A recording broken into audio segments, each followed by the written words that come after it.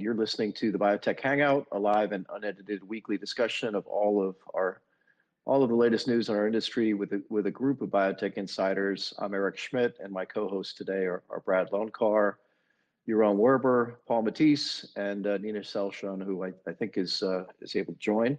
For more information about our hosts and guest speakers, or to listen to the most recent episodes, please go to biotechhangout.com. So fellas, a long week already. I'm exhausted. It's been a tough week too, right? The macros certainly are flying against us on a number of different fronts, whether it's the FDA, vaccines, just the overall biotech community and the markets. And I know, this is a troublesome topic, not a lot of fun either to discuss, but I feel like we are going to have to spend a lot of time, as some of these institutions, in particular the FDA, are just very different, it seems, than they were even a week ago when we were last gathering. So we'll get there. Brad, I hope maybe you can first start us off on potentially what's the least of our concerns in biotech, which is another macro headwind, the tariffs that are being discussed and are at least affecting the broader marketplace, maybe to a lesser extent biopharma. But what are you hearing and what are you seeing there? I mean, I saw like a press gaggle that President Trump had on Air Force One last night, and there's like a YouTube clip of it if anyone wants to watch it. But basically, a reporter asked him directly what's going on with pharmaceuticals, and he said they're like, quote unquote, working on it, also with semiconductors. So it's clear that we're not part of, like, at least on the US side, the broader tariff plan that was implemented yesterday, but it's also pretty clear that there's going to be tariffs on pharmaceuticals. It's just a matter of when and how much. And I think the big issue here is our industry has built so much, especially manufacturing capacity in places like Ireland, where there's both low taxes and low wages. And remember, we had the whole like re-domiciling controversy about a decade ago, and there's still like a handful of really important companies that are domiciled there. And I think that ultimately the goal of the tariffs is going to be, number one, to do what, after COVID, to bring manufacturing home. So from like a national security standpoint, we're never caught unprepared for like another pandemic from like an API standpoint. But also, I think Trump really wants to drive a lot of those companies and a lot of those manufacturing back to the U.S. just to, to fit with his broader theme of made in the USA for, everything. So sounds like, maybe sometime next week we'll have, there will be something out on this. So for now, there's really no point in even really speculating on what it's going to be. Yaron, Paul, you guys cover a variety of larger and smaller cap companies. I mean, how great of an issue is this for either cohort? I guess the XBI is down about 8% here week to date. Is that because of the tariffs and the general stock market weakness, or do you think it's more to do with the specific challenges that we'll address in a moment, the FDA? I mean, maybe let me chime in quickly. I think it's a combination of both, because it's been a volatile and it's sadly eventful week for FDA, and we'll talk about that in a second. The tariffs are a big issue. The question is, what does this really mean? And Eric, I think you alluded in our previous kind of email exchange that you've been talking to investors all week about this. I think what's so hard is to tease out what the impact is really going to be, because it's going to depend so much on intercompany transactions, where the IP sits within a company and how they shuffle literally the profit margin right between subsidiaries. And so it's really not that transparent to us. So we're all going to be a little bit in the dark to really understand what the impact is really going to be. The tariffs are the bigger issue right now, as far as I can tell, but curious to see what everybody else thinks. Can I just jump back in real quick again and offer one more quick opinion? obviously, like, tariffs are important, and it's going to affect companies and affect cost and bottom lines and everything. My personal opinion on this is, I think in the grand scheme of all our industry's problems, um, this is not the most important thing or even like top 5 on the list. Like, I'm sorry to say, my thesis for, the last handful of months and really if you go back years is, the bottom line is, I'm sad to say this, but like pretty much everybody but us, meaning the general public and like every politician out there, wishes that our industry was smaller and that our products were used less and that the companies made a lot less money. Like, that is the central headwind that our industry faces. And until we fix the PR problem where we're all viewed as like quote unquote big pharma and like everything is evil and profit oriented and all of that, until we start getting the public and legislators on our side and do something about that central problem and headwind that we have, I think that tariffs, like, are going to be issues for individual companies, and it's going to cause chaos to figure it all out and to build plants and everything. But I do not think it's the biggest issue for our industry. I mean, to that That's point, Brad. fairly fair. Oh, go ahead. No, you go ahead, Nina, please.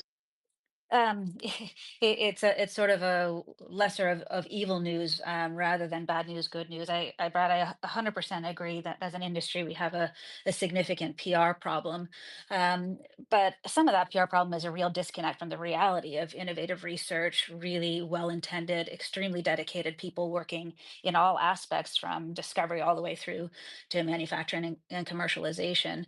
And what I worry about with respect to tariffs is we do have an incredibly global supply chain, and we don't need to go into the details of that. But whether it's starting materials, intermediates, or final product, almost every single drug that's important is manufactured all over the world, and so there will be effects for companies on revenue and EPS, but also on mind share. I think we've evolved to an industry that is very short-term minded, and so we have a lot of leadership in revenue positive companies that need to naturally collaborate with the buy side to deliver next quarter's, next year's sales and earnings. And that's going to be a huge distraction, I think, to focus and investment on discovery, R&D, enlightened innovation and development. So I think we're going to see layoffs. I think we're going to see struggles to rapidly insource manufacturing. And we don't have the skill base in the US to really support a lot of the innovative medicines that we use. So I think there are a lot of dominoes that will follow a tariff, even as we hope that there will be some good, grand bargaining that reduce the financial impact.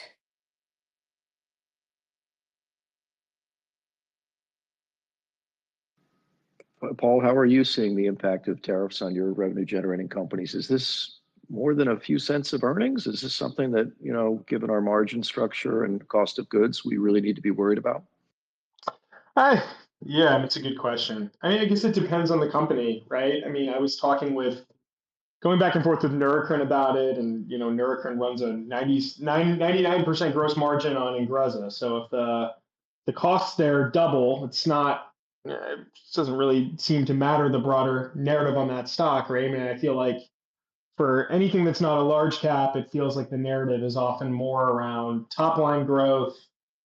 Is there a key pipeline asset, and is the company an M&A target? And every debate feels like it's within 3 variations of those questions. I mean, I was going to just say that, look, I mean, this isn't a hot take, right? Both of these things are super, super, super relevant. But like, from my conversations this week, it's been much more around the FDA. Maybe that's somewhat due to my coverage because I cover some large caps, but a lot of SMID caps, and I cover a lot of companies that do rare genetic medicine stuff, not just in gene therapy, but even seeder companies that have agreements around biomarkers. And I feel like that's an area where I keep hearing from people like I keep hearing the refrain that people think X or Y drug will probably be fine as it relates to their regulatory agreement.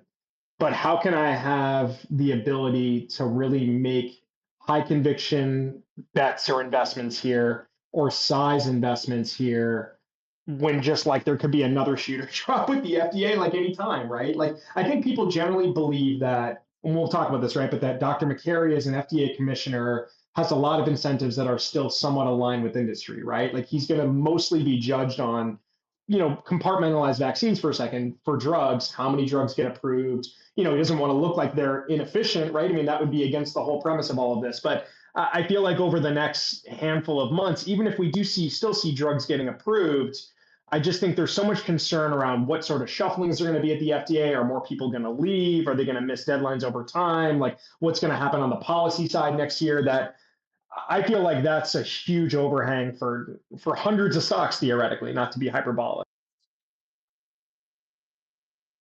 Okay, well, you've set this down this pathway of our FDA discussion. So, I guess I would agree with you. My call volume is more slated to the FDA concern than to tariffs at this stage. I'm sure Brad would put the FDA, a functional agency, as a top three consideration in his fears about the industry. Why don't you, Paul, recap for us, a little bit of the news flow, just for those listeners who may not be as aware of some of the changes, Dr. Marks, the layoffs, the restructurings, et cetera.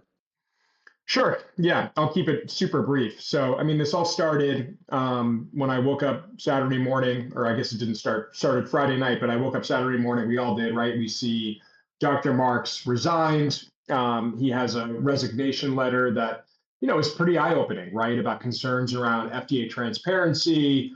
He talks about vaccines. And going into this, I think there had been a concern from a lot of investors that Dr. Peter Marks might not survive this administration, and no one really knew how it was going to play out. I mean, I hear very different things from different people. Some people having conviction that he's going to be around, and maybe they'll merge CBER and CEDAR, and others who say you can't buy any gene therapy stocks until we know what's going to happen, right? So there's a lot of different views from investors on the topic going into it, but ultimately this was a big fear, right? And then, as you mentioned, Eric, right? I mean, we had been hoping after seeing some stuff at HHS that were changes over the past few months that FDA might be protected, but then, FDA is subject to broad layoffs, right? And the layoffs are done the same way where people are, waking up and finding out that they lost their job. From our perspective, there's opacity around who's actually losing jobs. It sounds like, Eric, you've had some more insight into that, which I'll be interested in hearing. And then we've seen more senior people leave, right? Peter Stein, some senior ODAC folks. And I think the broader question now that people are going to be asking all of their companies on a week by week basis is, or in developmental stage biotech, is have your FDA conversations been consistent? We will talk about Denali, and one thing that was interesting was that they did file for accelerated approval on Tuesday, and they said that they talked to the FDA review team of theirs on Monday. So that was like the most real-time feedback I heard from anybody. But yeah, I mean, I think we're all kind of wondering what does this look like next week? Yeah, there's discussion, Eric, right, around restructuring the agency. I don't know. I feel like I could report all the news, but I also feel like the news is changing every 12 hours. What would you add? What did I miss? Maybe every 12 minutes. Yeah, I mean, I agree 100% with you. It seems like the number one question we get asked is what direction is the FDA going? And we are really at a fork in the road. I think on the one hand, there's some concern that the agency is already broken, that we've destroyed the culture, ruined the staff and leadership to a point that there is no return, and that now we're busy putting the pieces back together. On the other hand, I think a more bullish outlook might be that this organization needed some change.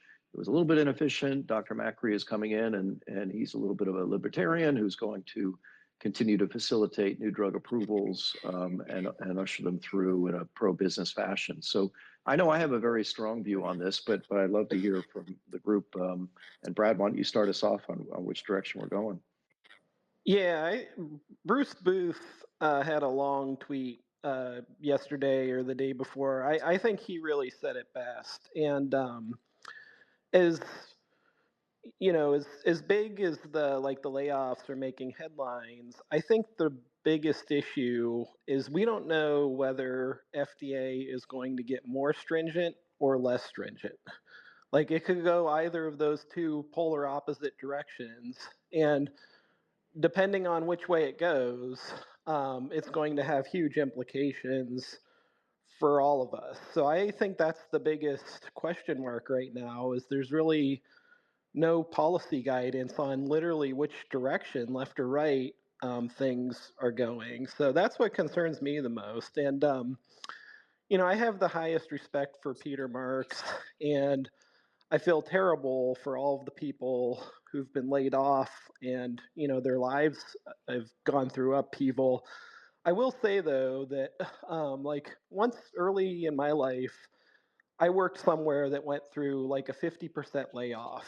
And at that moment, it was devastating. And you would have said, there is no way this place will ever bounce back. Like, it's impossible. Like, think of all the knowledge that went out the door. And it was a pretty rough 6 months to a year. Um, but ultimately, it did bounce back. So I would say, like, as sad as it is for good people that got wrapped up in this and lost their jobs and everything, I wouldn't discount the ability of of people to step up and get the job done ultimately over the long term. And anything that has to do with politics, given how polarized we are, the shouting, like as this news comes out, is makes it even worse. So I'm more concerned about like the policy direction and the lack of any clarity on that than I am, as bad as I feel about it, the actual like numbers, because I would say that over time, like people will step up if there's good leadership there. I love the idea of that sort of hopeful note, and I truly hope that it plays through that way. I also agree that the lack of an overarching, master plan across many fronts right now, but certainly at the FDA is a critical concern. What troubles me about the departures, and it's not just Marks, it's Hiller Marks, the chief medical officer of the FDA, folks that have 15 plus years of tenure in national public health and FDA regulatory departing. And what we always talk about is how the markets hate uncertainty, but we also hate delays. And it's been very difficult over the last decade to see the buildup, encouraging, but taken time to build up the technical acumen to deal with novel modalities, more complex conditions. Conditions in the setting of multiple baseline therapies to demonstrate effect and a greater understanding of the use of biomarkers and surrogates. And I think the fear I have is the loss of that institutional memory and history and how to lead in the context of that complexity. And also, when you have mass layoffs, and we know this from invested companies, it's difficult to recruit into organizations that have undergone a lot of uncertainty and flux.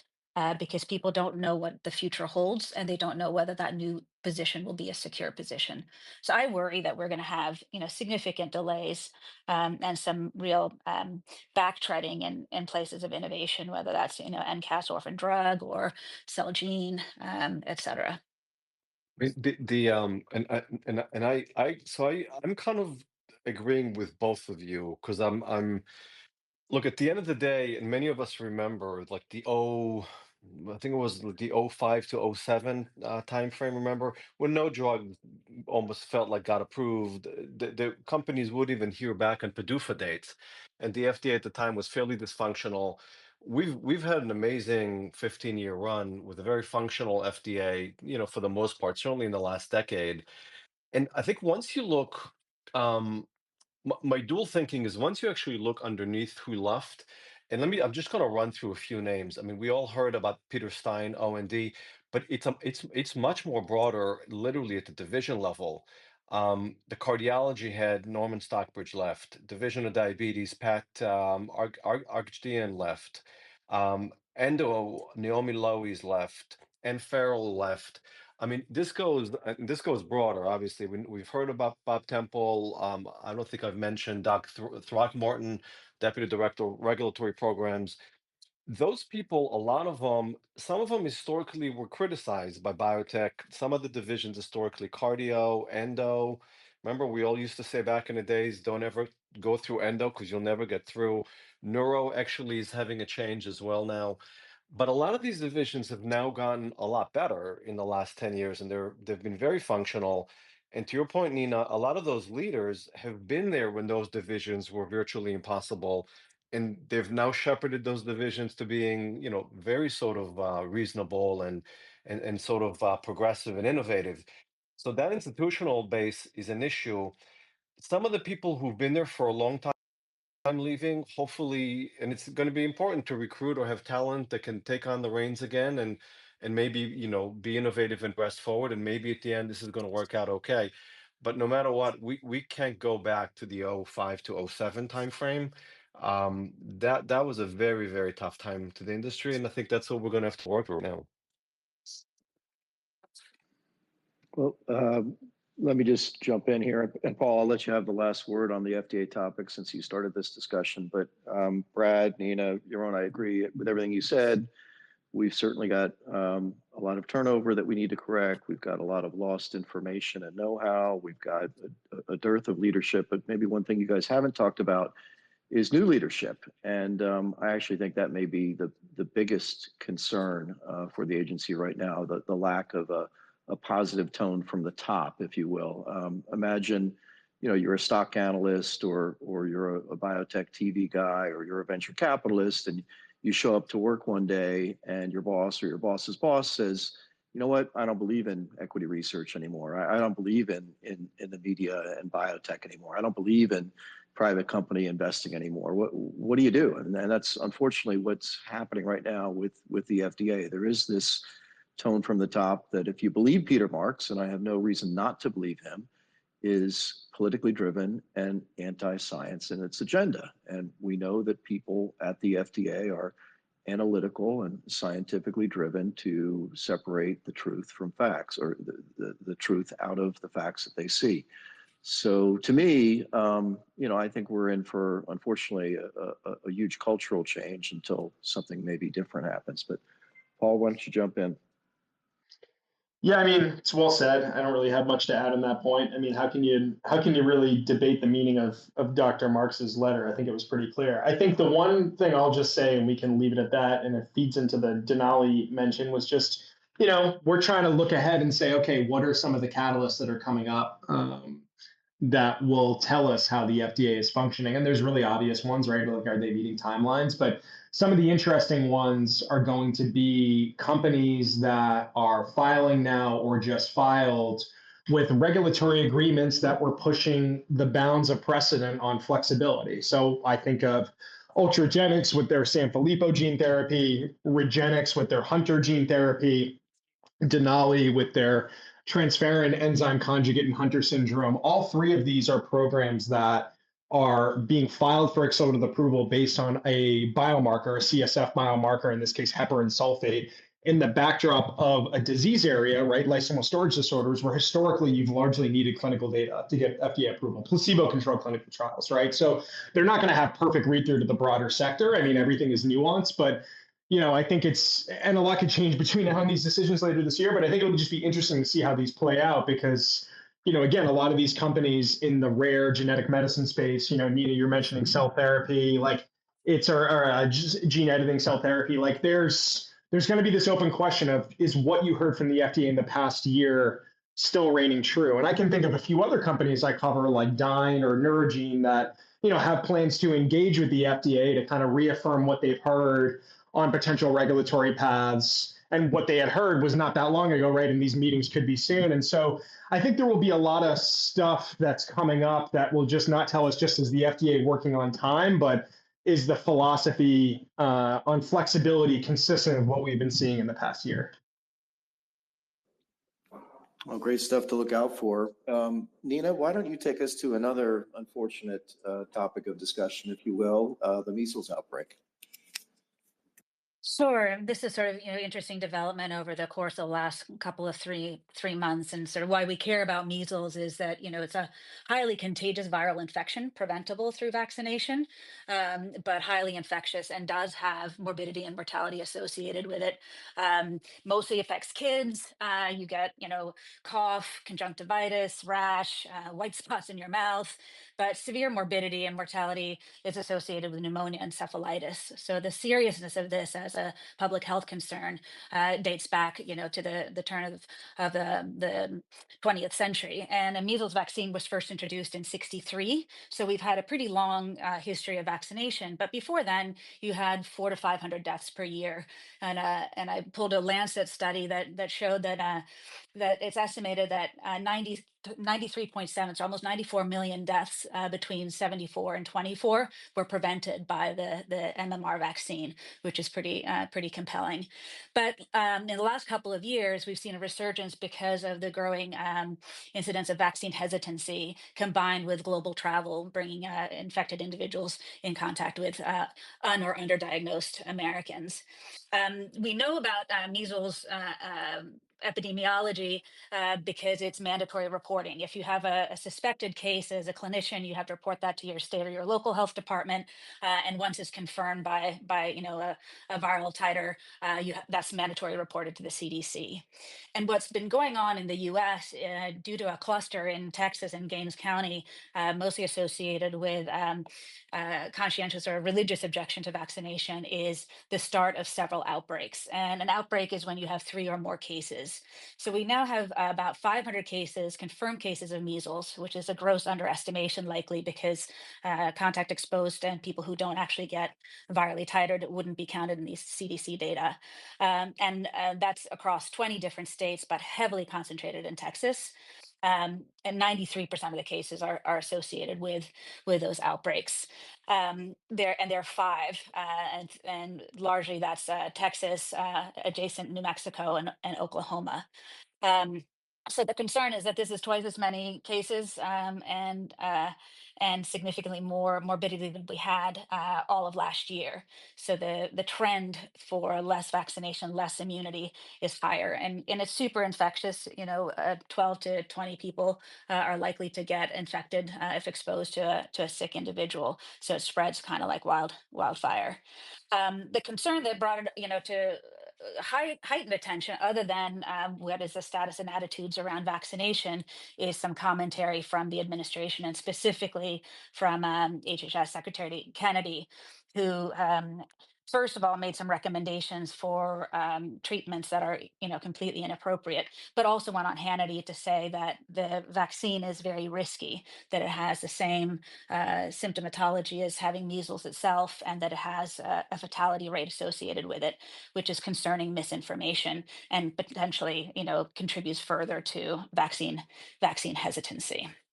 So, so those are the thoughts on what's going on with measles and what's to be expected. Well, that's a great recap. Thank you, Nina. Brad, Yaron, Paul, I'm going to put you all on the spot a little bit here. Nina mentioned RFK Jr.'s reaction to the outbreak. What does it mean that a Secretary of HHS is performing as he is, and your thoughts on whether he's the right guy for this job?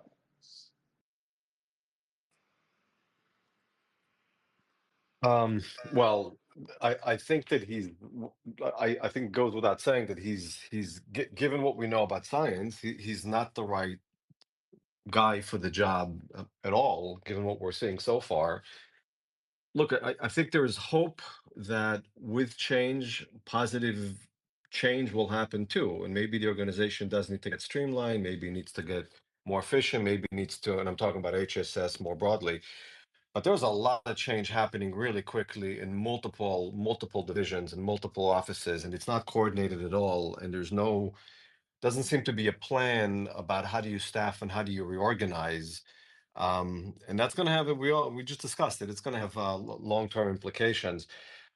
On the food side, maybe there's going to be some positive changes. The whole concept of making America great with a different thinking. There's got to be good there, but there's got to be a plan of, how do you reduce that to practice, and how do you make it work? So, we'll have to see. I mean, I Maybe think, if I can jump in just with a quick sort of footnote to your own, I think, and to your question, Eric, um, because I think this is not just about FDA, it's also oversight of CDC and public health institutions and the importance of tracking. So we understand what's going on, tracking not just, cases of infectious disease, preventable infectious disease, but also accurate and thoughtful tracking of vaccination rates so that we can track where the population's, protection level is. For MMR, you need, or for measles, you need, 95% vaccination rate to get to herd immunity, which is pretty darn high, but we need that data as well. So I'm thinking about the collateral effects of an HHS secretary that is, skeptical.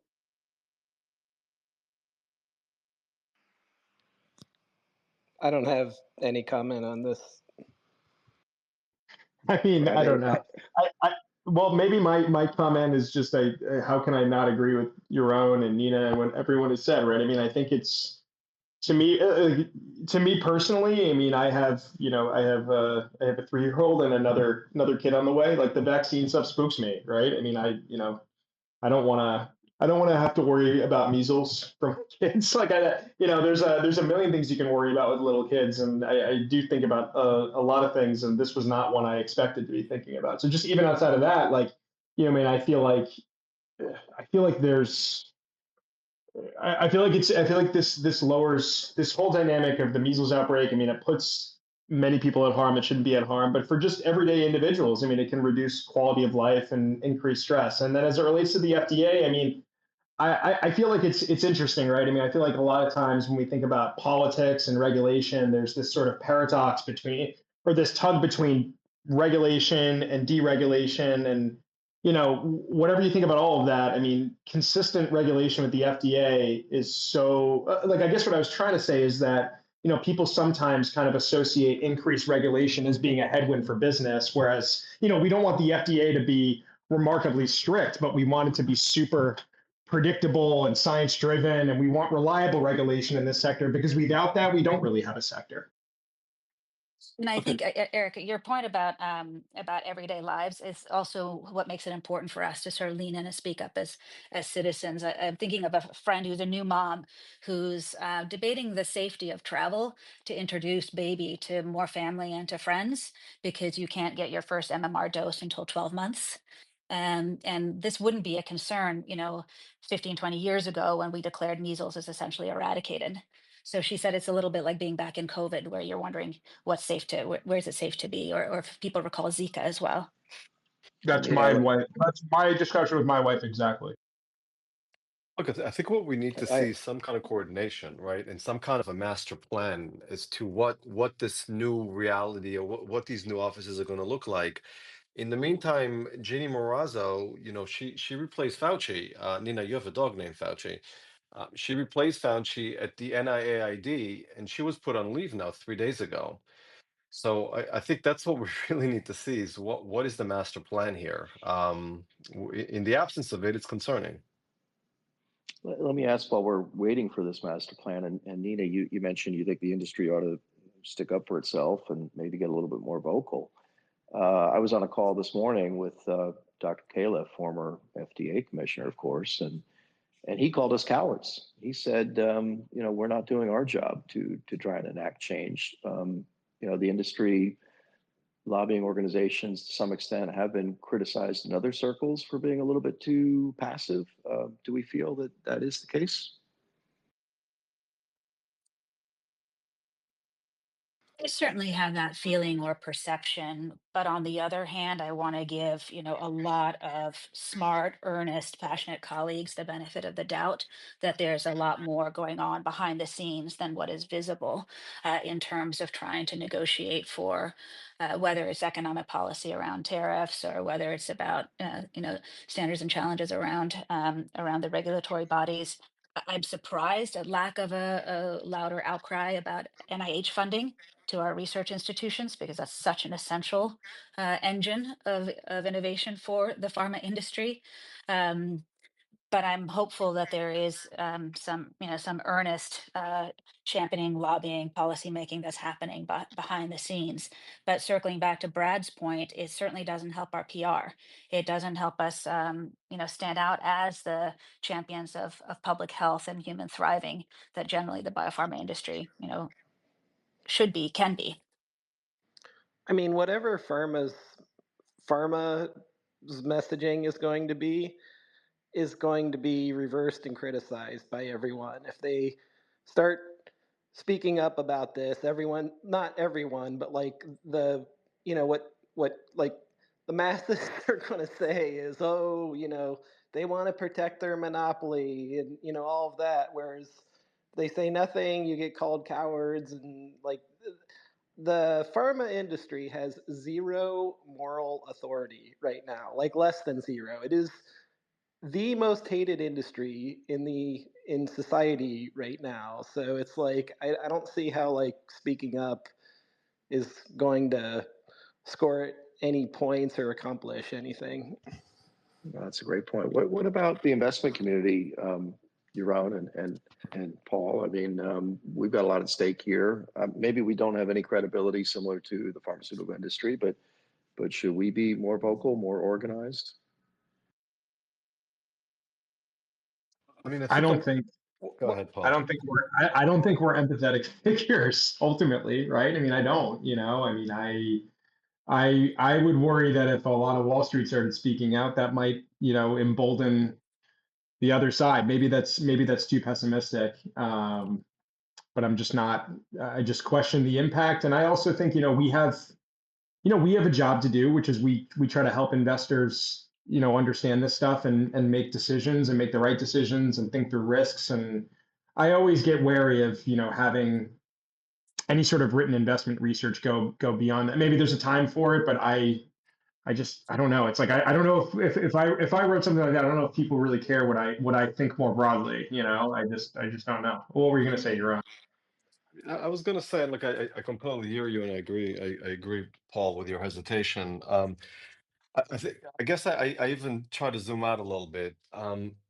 To me, it sounds like Trump at this point in the administration, specifically Trump, is really thinking about his legacy and what is he going to leave behind. And there's an America First policy, right? There is obviously a policy of change in the government broadly, and obviously tariffs. And he is absolutely aware that this is going to wreck the stock market right now, and it's going to have profound change. And he came in pretty organized this time around, and we all knew that it's going to be organized. That was unquestionable, given everything that we knew was being done. So I guess I hear you, and I agree, Eric, that we do need to be vocal. We need to be vocal about rights in general. But I guess I just don't know how much that's going to change because I think they've anticipated this. The question is kind of what does this game look like in 5 innings? Well, I just want to I think jump that's a in. really good point because I think that there is an element of speaking of sports metaphors of the industry and the buy side sitting a little bit on the sidelines, with the exception obviously of selling shares, to try to get a sense of where is this really going to land, how much of tariffs is pendulum swing, what is the organizational leadership of the agency going to be, are there going to be collateral effects on PDUFA dates or not. So far mostly not, except vaccines. So I understand a little bit of the hesitation of leaning in with what message, with what action. But I do think some areas where we collectively, both industry and finance, as vilified as we may be for our self-interest, where we can lean in is one, the drumbeat of building and maintaining trust in science, medicine, facts, to educate about our industry, including our supply chains, and make visible investments in the skill base that's needed to bring more manufacturing back stateside. And then I think we're going to see, and this happened, in 08, it happened in 13, 14, when you have a dramatic backdraft of capital into early stage science. public-private partnerships step in. And pharma did a phenomenal job creating institutions and sponsoring research in academia to keep that part of our vital industry alive. And that's something that I think pharma needs to be doing and thinking about doing, on a pretty short order. Eric, I also wanted to say, and I'm certain that I'm speaking for everyone on this call and in our industry, I want to give you and Josh credit for speaking up earlier this week. I think for individuals, that's the way you should live your life is, speaking up and standing up for what you believe in. And in your case, you certainly have, difficult circumstances to do that.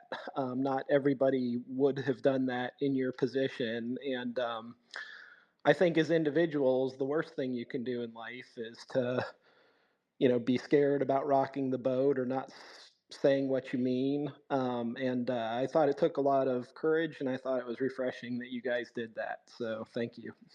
I Hear, agree. hear. Yeah, Eric, you guys deserve a lot of props. Thanks, guys. I really Absolutely, Eric. appreciate that. I mean, Kudos. look, it's, Absolutely.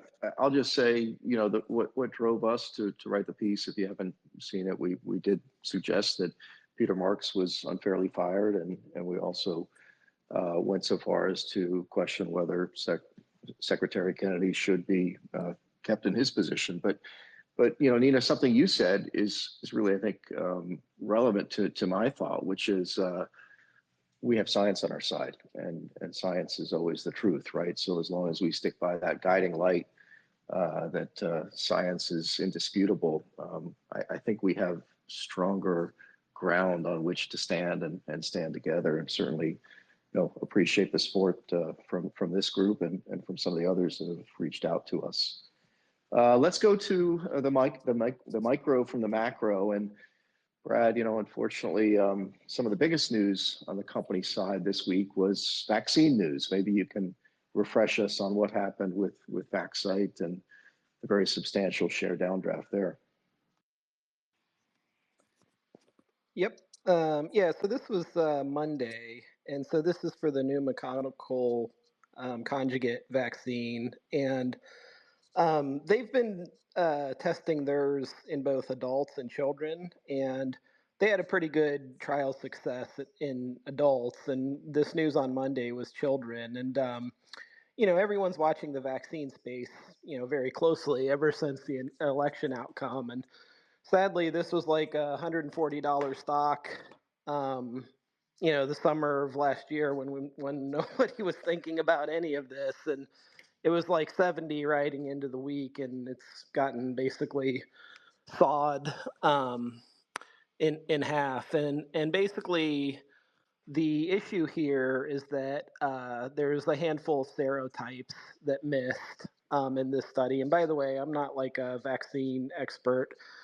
But a lot of the research that I've read basically suggests that, this was a phase 2 study. And when they move this into the pivotal, they can kind of adjust the formulation and either add more serotypes or boost some up. And so some of the analysts' work that I read on this suggests that this may not be a lost cause and they still might be able to succeed. And I don't think this has any read through into the whole debate is like, are vaccines uninvestable or anything like that. I think this was just a trial result that underwhelmed and didn't hit its mark. And I would say there's actually been some positive vaccine stories in the news lately. Like, I don't know if you guys saw the paper about the shingles vaccine and maybe holding off dementia in adults. And so hopefully there, not everything will get embroiled in the controversies of what we've been talking about lately. But in this case, it was like, a company that was on thin ice to begin with, just given the overall sentiment, and had a disappointing trial result in the pediatric population. Certainly a tough environment to report negative data out on. Speaking of which, Paul, the Edgewise data set, was this mediocre to negative data, or was this a market reaction? Uh, maybe in between. I mean, I think it's also there's a sort of structural, I think, lesson here on certain types of investment setups and in tough markets, and I'll get to that in a second. But essentially, Edgewise, for those who don't know the story, is developing a drug for hypertrophic cardiomyopathy. I mean, this is a space where we have mavacamten as a commercial drug for Bristol, which is doing pretty well after a slow launch. Cytokinetics, who's under regulatory review, with another next generation drug, and then Edgewise is the third generation. And as you go across the spectrum, the thesis in each of these follow-on drugs is they get safer and safer and can alleviate some of the echocardiograph monitoring in the real world that are impediments to use with MAVA. A colleague of mine, James Kondulis, who was my associate and now has started covering the cardiology space, previewed this Edgewise catalyst, and he was a little bit more cautious because of the view that the safety hurdle is really high, especially from Cytokinetics, and the view that going into this data, it was a small data set, and it's hard to disprove the negative on a safety regulatory thing in a small data set. And so far it looks like that rang true. Their initial data, the drug looks very active on various cardiac biomarkers, like they looked at NT-proBNP and KCCQ and other echo parameters.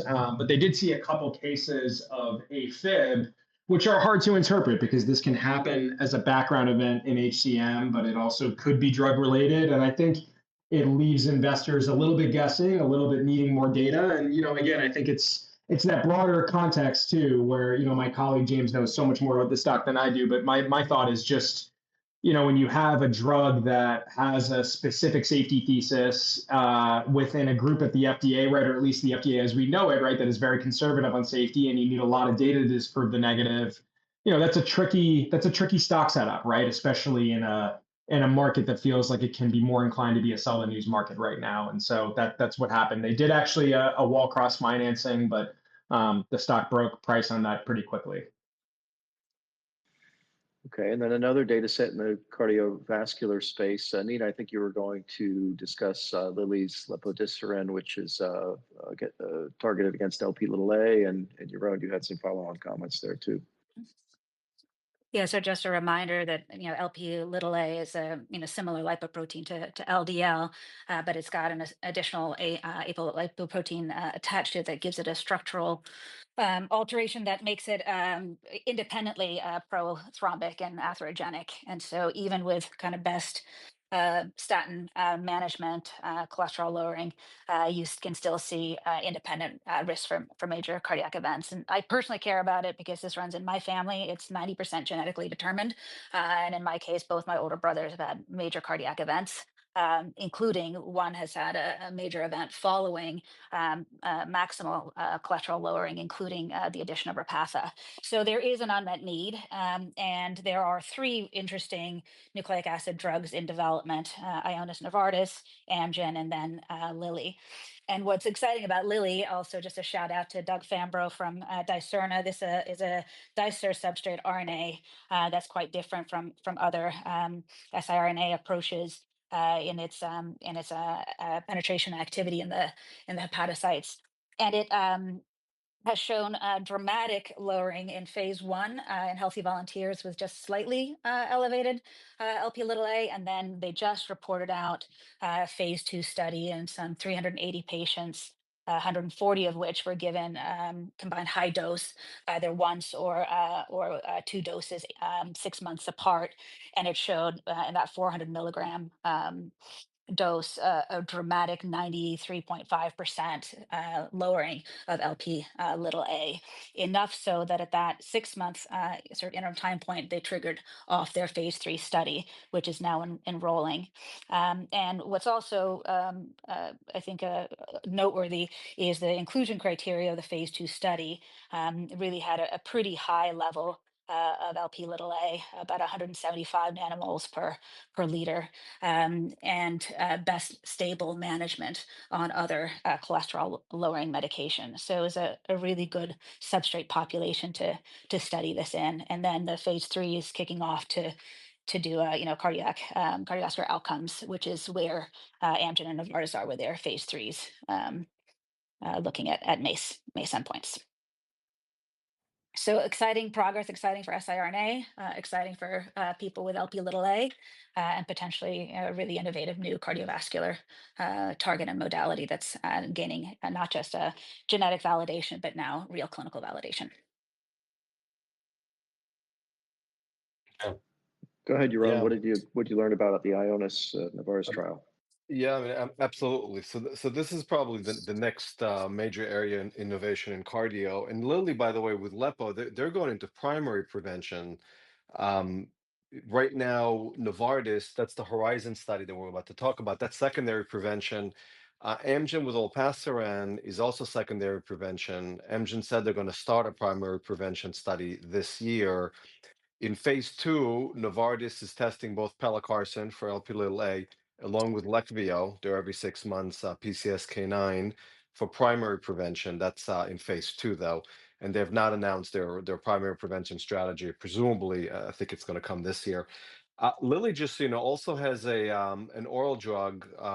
Move. I always butcher how to say it. Muvalaplin. That's an oral small molecule in phase two. Also showed like a greater than 86% reduction. And then AstraZeneca and CSPC from China. I think they're expected to go into phase one soon with an oral. So what came out over the weekend is the Horizon baseline demographics. That's the phase three that we're expecting the CVOT primary endpoint to hit second half this year. But they said that events are happening slower than expected, so it's going to be next year in the first half. Over 8,300 patients. Remember, Amgen enrolled about almost 7,000 in 14 months. I mean, just to give you what Nina said, that this is a huge population out there. The baseline level, remember, anything over 90 is considered a very high risk, over anything over 70 is elevated. They were at 108 at baseline, so very high risk population, obviously well managed on LDL. 80% had prior MI, 10% had prior stroke, 14% had prior peripheral artery disease. Um, why is that relevant? It's relevant because the Amgen primary endpoint is only MI in hospitalization and death. They don't include stroke. And the thinking there was that stroke just does not happen much. So that was the one risk with the pelacarsen program. So it's good to see that only 10% had prior stroke because it's not expected to contribute much to that endpoint. And it's at 90% powered to show a 20% benefit. So a very well conducted study. The knock on pelacarsen is it only reduces Lp(a) by 80%. But look, that's going to be even down 80% from 108 is going to get you to 20, right? So that's going to be well within a normal range. It is a monthly auto injector. The other ones are either quarterly, or as Nina said, Amgen is can be even less frequently, and then Lilly can be, I think it's like 2 shots and maybe even a shot every 6 months or every year. So there's going to be a lot of innovation, a lot of good drugs. And look, I think a lot of people on Wall Street are skeptical it's going to work, but all our consultants unanimously have said everybody's expecting it to work. We're pretty bullish. We think it's going to be a big market. Hey, So Yaron, can I ask you a question about that? Just sounds like you spent more time on this than I have. But with Ionis, which I think you also cover, right? There's this push and pull with Ionis where they have a number of compelling shots on goal, but for each of these shots on goal, there could potential, or not each, excuse me, for many of these shots on goal, there could be a better drug yeah. on the horizon, right? If this study works, Hmm. how are you thinking about that? Do you think Ionis gets the credit, or do you think there's just immediately the competitive overhang like we've seen in TTR, the triglyceride market, that's sort of been the structural challenge for ASOs in the liver? Yeah. Good, really good questions. Let me reverse engineer the question first because you said TTR. Well, TTR, the good news is they're actually going to be the late entrant, right, with their data second half next year, and they learn from everybody else. So their study, as we all know, Cardio Transforms is 2.5 times bigger than Helios B, and that's going to be powered to really look at everything. So while they might end up being 2 years away from to market, they might actually come out with a better data set than Invutra. We were originally worried about Amvuttra, as the me is every 3 months, you go to the doctor. Wainua, which is their drug with AstraZeneca, is monthly, but it's an auto injector, and patients love the auto injector. It's like Ozempic. So they're capturing actually a huge amount of share very quickly in PN, which is already approved. I think they already have 40% of new starts within a year. So the auto injector is actually going to be pretty compelling. I think we can also learn a little bit, a couple of things. So number one, to answer your first question, so let's learn from PCSK9. Number one, it's going to take a long time for these drugs to be big because it's going to take time to get reimbursement. But whereas with LDL, there were generic drugs, so insurance was able to fight back. As Nina mentioned, this is genetically totally independent of LDL. Insurance won't be able to fight back much with CVOT outcomes. So they are Well, going to and be Yaron, first. to your point too, all of these LP(a) drugs are pursuing, prospective cardiovascular outcome studies, and that was really, significantly lacking with the PCSK9s on initial launch, and so it makes it very easy for insurers to push back despite the validation of LDL lowering. Exactly. So they'll have outcomes right away. And then look, Amgen was the first one out with Repatha. They're still the market leader. I think they have an 80% share. So hopefully first to market is important. Leqvio is every 6 months. It does lack outcomes, as Nina, just alluded to also. And they've not captured a lot of share. But what we're hearing a lot out there is that people love the auto injector and cardiologists don't love this buy and bill model. So um, I'm actually fairly positive here on Ionis. Well, Interesting. great Thanks. discussion. Thanks for that back and forth. Maybe we'll try and end on a little bit of a brighter note, given how downcast the markets are and how dour a week it's been. Nina, do you want to talk to us about some deal flow and fundraising bright spots?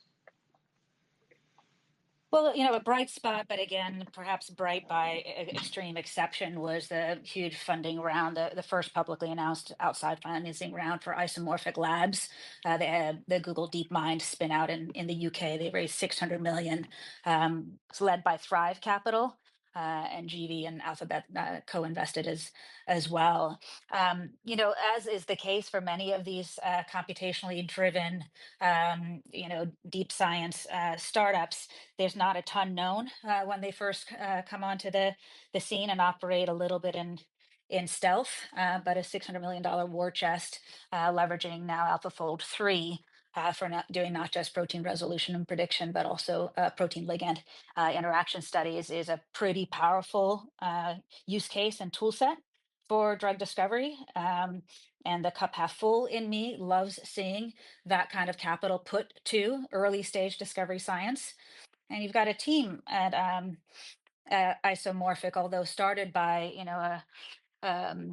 a cognitive neuroscientist, more of a sort of computational person, and helmed. They've brought in leadership that comes from industry as well. So my hope is that combined outlook, as well as of course their scientific advisory board as well, puts them in a place to be not just advancing technology, but really converting that into drugs and giving lift to the whole notion of AI enabled drug discovery for the space.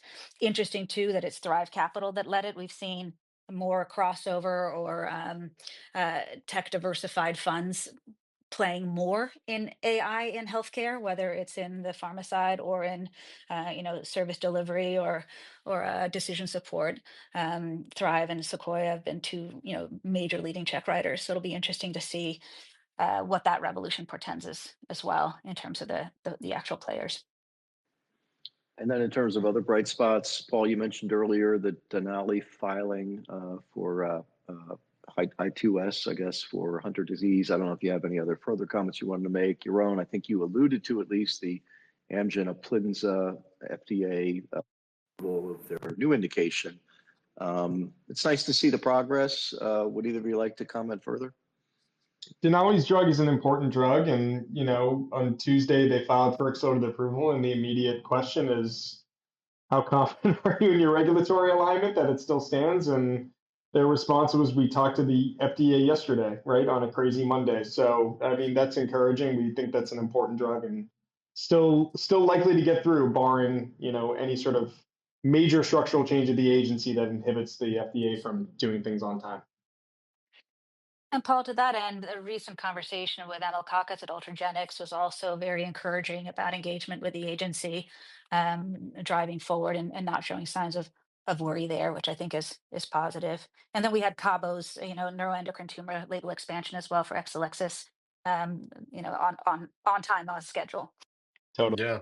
And that was actually even early, right? A few days early, which was great. And then A few days early. Yeah. yeah, and then Venrafia just got approved from Novartis without a black box or REMS. That's the endothelin A receptor antagonist. This is the Chinook acquisition for IgA nephropathy, and they got a very good label. So the FDA, I mean, at least it sounds like things that are late stage, they're very much on top of, and that's encouraging. Good. Well, I'm glad we could end on a positive note. Fingers crossed that we continue to see a functional FDA in terms of hitting their PDUFA dates and making the right decisions on new drug approvals. Brad, Nina, Yaron, Paul, thank you all for another wonderful session. I hope we can meet again in a week. I hope we still are all part of this glorious industry in a week from now. Thanks to you, Eric, and thanks. It was so good to be with all of you friends and to kibitz on the industry we love so much. Yeah, sounds good.